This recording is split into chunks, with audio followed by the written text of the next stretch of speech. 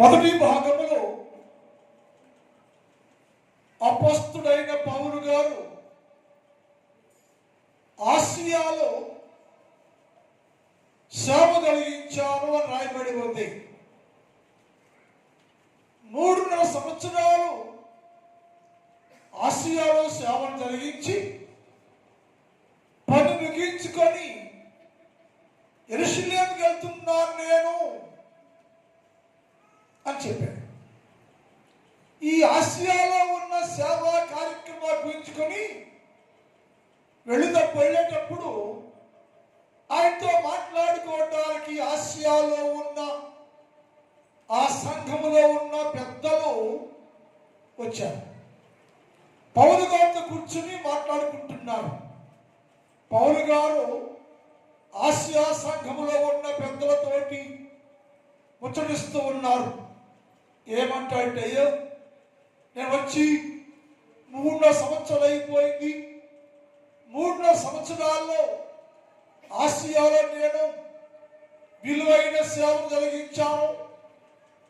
నాకేం తెలుసో ఏది దాచుకోకుండా నేను మీతో మాట్లాడాను, బోధించాను, హెచ్చరించాను, సరిచేశాను.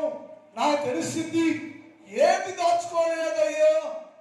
అది విన్నారు మీరు. దాని ప్రకారంగా జీవిస్తే మంచిదని వారితో మాట్లాడుతూ ప్రారంభించారు. వారు మాట్లాడినప్పుడు వారందరూ కూడా పెద్ద మనసుతోటి విన్నారు. విన్నాక దేవుని సన్నిధిలో వారు నిలిచి ఉన్నారు. వారితోటి ఏం మాట్లాడాడయ్యో పౌలు గారు, ఏం చెప్పాడు పౌలు గారు అంటే, సంఘానికి పెద్దలందరినీ కూర్చోబెట్టి మాట్లాడాడు. ఏమంటాడంటే, అయ్యో 3 సంవత్సరాలు సేవా జీవితం అయిపోయింది, సేవలు ముగించాను, నేను యెరూషలేముకి వెళ్తున్నాను. అయితే నేను వెళ్ళిపోయినాక జరిగేది ఏంటి చెప్పాడు వాళ్ళకి. వెళ్ళిపోయినాక ఇప్పుడు దాకా ఆసియా సంఘం పరిశుద్ధాత్మ పొందుకుంది, ఆత్మపూర్ణంగా ఉంది, ఆత్మశక్తి కలిగి ఉంది, ఆత్మలో ఉంది. కానీ ఇప్పుడు నేను వెళ్ళిపోయినాక ఆసియా సంఘానికి ఏం రాబోతుందో, ఏం జరగబోతుందో పౌలు భక్తుడు పెద్దలతో మాట్లాడిన సందర్భం అక్కడ రాయబడి ఉంది. ఏమంటాడు చూద్దాం. ఇప్పుడు దేవునికి ఆయన కృపావాక్యానికి మిమ్మును అప్పగిస్తున్నాను నేను.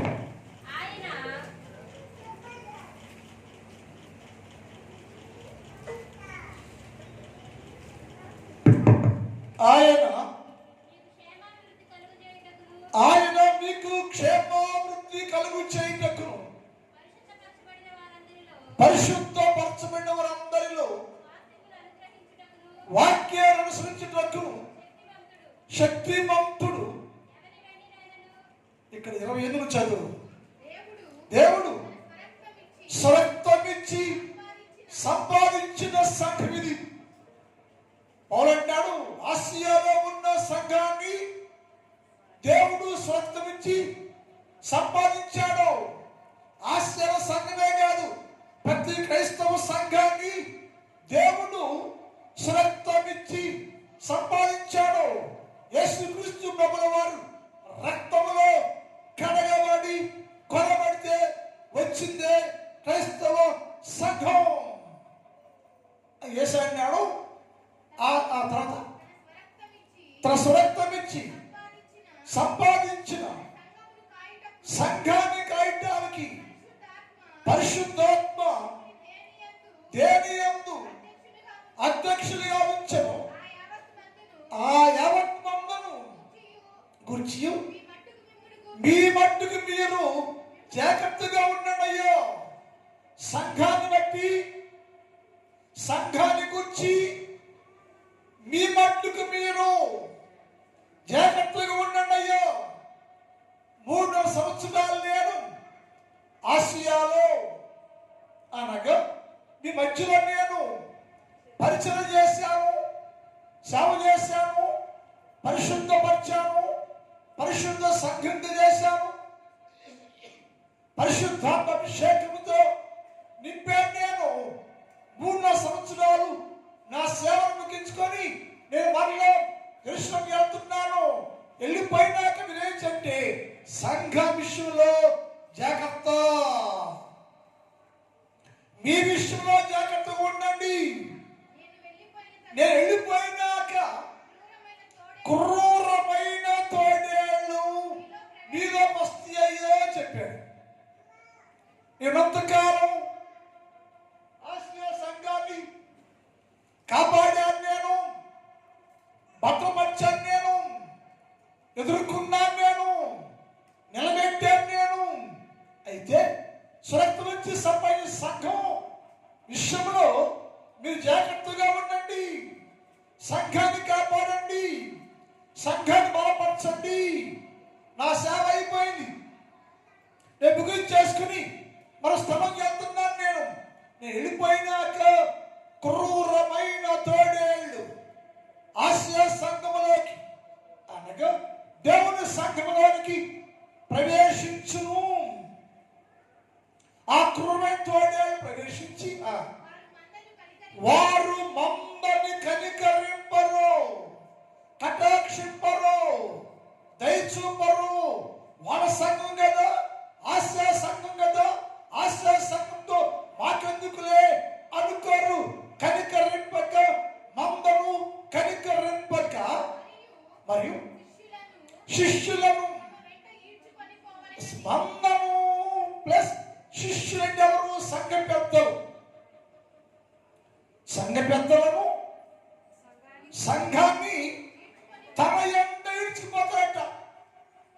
సంఘ పెద్దలను, సంఘాన్ని కనికరించకుండా తమ వెంట ఇడ్చుకుపోతారు, కనికరింపరు. ఎవరయ్యా? తోడేళ్ళు, క్రూరమైన తోడేళ్ళు, క్రూరమైన తోడేళ్ళు.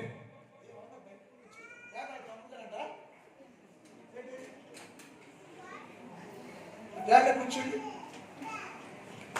ఏ ఆటంకాల మనకి వాక్యాన్ని నీకోకుండా. సో అదేంటంటే మరియు శిష్యులను తన వెంట ఈడ్చుకుపోతాడంట. గమనించాలి మీరు, సంఘం దేవుంది, యేసు సంఘం అది. సంఘాన్ని కాపాడుకోండి, మీరు కాపాడమనండి, సంఘాన్ని క్షేమంగా ఉంచండి, మీరు క్షేమంగా ఉండండి. నేను వెళ్ళిపోయినాక జరిగేది ఏంటంటే పౌలు అంటాడు, క్రూరమైన తోడేళ్ళు సంఘములో ప్రవేశించును. క్రూరమైన తోడేళ్ళు సంఘంలో ప్రవేశించి కనికరింపకుండా, దయచెప్పకుండా అందరూ ఈడ్చుకుపోతాయట. ఈడ్చుకుపోవటానికి ఎవరన్నాయంటే సంఘ పెద్దలను, శిష్యులను, సంఘాన్ని కనికరింపక ఈడ్చుకుపోతారయ్యా. ఏదంటే వంకర మాటలు పలుకు మనుషులు మీలోనే వస్తారు. ఏంటంట ఇడిసిపోతే వంకర మాటలు. ఏంటంట ఇడిసిపోతే ఏదంట మరి విడిచిపోతే ఏమైందంట? అది గుడి కాదా, ఇది గుడి కాదా అనే వంకర మాటలు మాట్లాడేవాళ్ళు మీలోనే ఉంటారట. పానివయ్యా, అది గుడేగా, ఇది గుడేగా, వెళ్తారు వస్తారు. ఏమైందంటే వంకర మాటలు మాట్లాడేవారు, చెడగొట్టే శాస్త్ర సభ్యులు మీలోనే ఉంటారట. ఆశ్వాసతో మాట్లాడు దేవుడు. పౌలు అంటాడయ్యో, సంఘాన్ని పాడు చేయబాకండయ్యో, వంకర మాటలు మాట్లాడబాకండయ్యో, పాపాన్ని సపోర్ట్ చేయబాకండయ్యో, తోడేళ్ళు రానివ్వకండయ్యో, కట్టడి చేయండి అయ్యో. ఇది దేవుని సంఘం. ఇది వంకర మాటలు మాట్లాడే వాళ్ళు పోతే ఏమైందంట, వాళ్ళు రాదా ఎడబోతారంట అని వంకర మాటలు మాట్లాడి సంఘాన్ని పోడు చేసే ప్రజలు మీలోనే ఉంటారయ్యా. వాళ్ళు విడిచిపోతారా సోదరులు? వాళ్ళ సంఘ చెడగొట్టే కథానాయకులు అయ్యా. జాగ్రత్తగా ఉండండి మీరు. అని పౌలు భక్తుడు ఆసియాలో ఉన్న సంఘ పెద్దలతోటి సంఘ విశ్వాసులతోటి మాట్లాడుతున్నాడు. మీరు జాగ్రత్త పడండి. వారు వంకర మాటలు మాట్లాడు మనుషులు మీలోనే ఉంటారు. కావున నేను 3 సంవత్సరాలు రాత్రి గమనించారు. పౌలు అంటాడు, అయ్యో నేను 3 సంవత్సరాలు రాత్రి కన్నీళ్లు గారుస్తూ ప్రతి మనుషునికి మానక బుద్ధి చెప్పారయ్యా, వాక్యం నేర్పించారయ్యా, ప్రార్థన నేర్పించారయ్యా. ప్రతి మనిషికి కన్నీళ్లు గారుస్తూ బోధించాను నేను. ఆశ్చర్య సంఘమా, క్రైస్తవ సంఘమా, వినండి, గ్రహించండి. నేను 3 సంవత్సరాలు రాత్రి వాళ్ళు కన్నీళ్లు గారుస్తూ ఏడుస్తూ హెచ్చరించా, గద్దించా, బుద్ధి చెప్పా, సరి చేస్తా. నేను చెప్పిన దానికి లోబడండియ్యా, నేర్చుకున్నదని లోబడండియ్యా, సంఘాన్ని కాపాడుకోండియ్యా, సంఘాన్ని సంరక్షించండియ్యా. 3 సంవత్సరాలు నేను కన్నీరు కాస్తూ వచ్చాను. ఈ 3 సంవత్సరాల్లో ప్రతి మనిషిని మానక బుద్ధి చెప్పుతుని జ్ఞాపకం చేసుకోండి. ఆ మెళుకు జ్ఞాపకం చేసుకుని సంఘమంతా మెళుకుగా ఉండండి, జాగ్రత్తగా ఉండండి, విలువగా ఉండండి, సంఘాన్ని కాపాడుకోండి, సంఘాన్ని పోగొట్టుకోవద్దు. ఒక్కరి మాటలు మాట్లాడి పోయేవాళ్ళు పురుగులు పొద్దు మీరు. అలా ఉంటే ఆసియాలో ఉన్న సంఘం అనగా క్రైస్తవ సంఘం ఎప్పటికీ కట్టు కలిగి ఉండలేదు, పరిశుద్ధంగా ఉండలేదు, క్రమంగా ఉండలేదు. అలా ఉండటానికి మీరు ఏం చేయాలంటే దేవునితో ఉండండి, వాక్యం ప్రకారం జీవించండి, వాక్యంలో ఉండండి.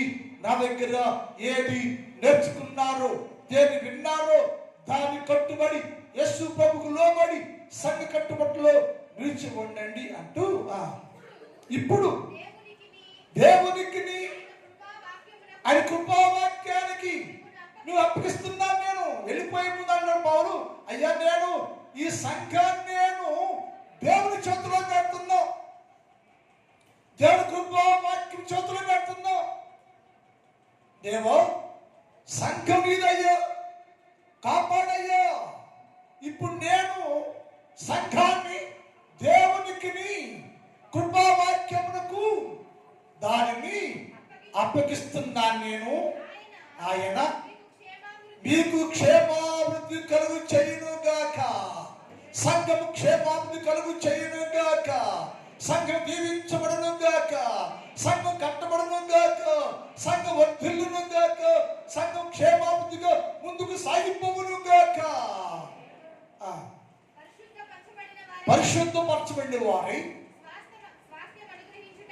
వాక్యాన్ని అనుగ్రహించుటకును శక్తివంతుడు. ఎక్కడైనా పోరాటాడు, అయ్యా 3 ఏళ్ళ నేను ఎవరు వెండిని కానీ బంగారాన్ని కానీ డబ్బులు కానీ నేను అడగల. ఈ 3 సంవత్సరాల్లో వెండి కానీ బంగారం కానీ డబ్బులు కానీ నేను అడగల.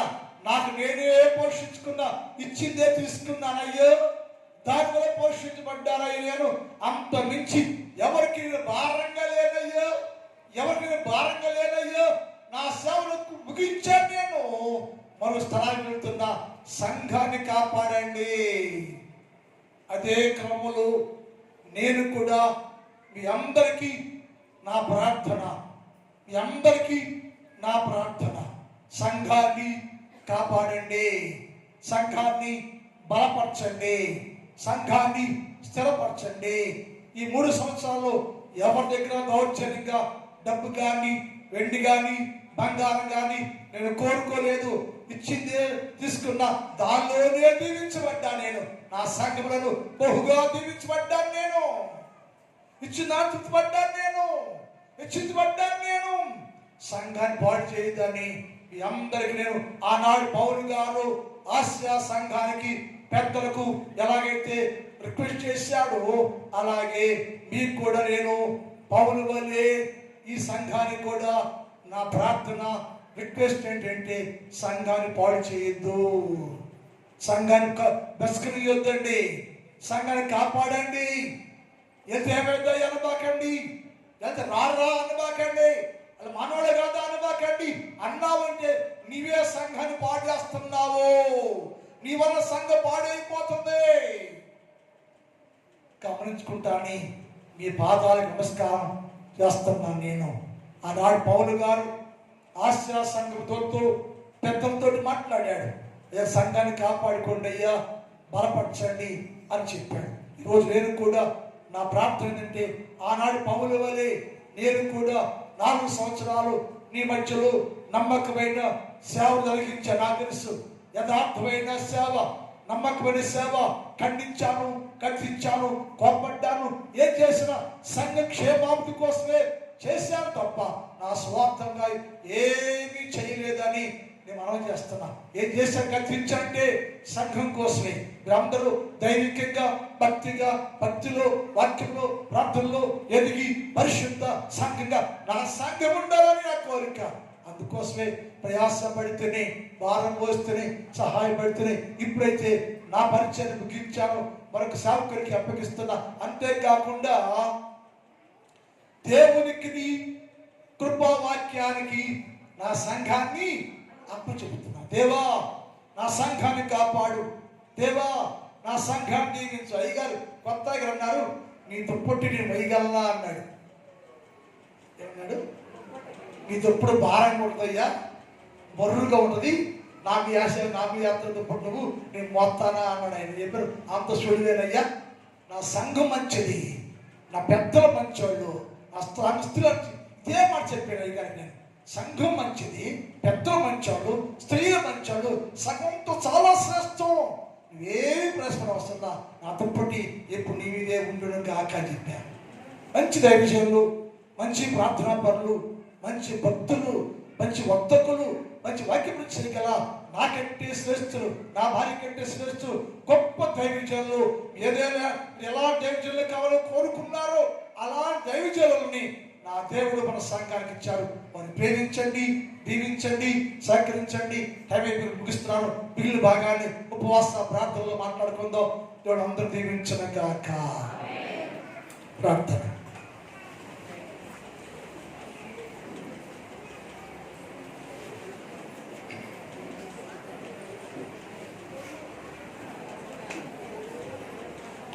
చిన్న ప్రార్థన చేద్దాం. చిన్న ప్రార్థన చేసుకుందాం. మోకరించండి తల్లి. చిన్న ప్రార్థన, ఒక్క నిమిషం ప్రార్థనలో తల్లి.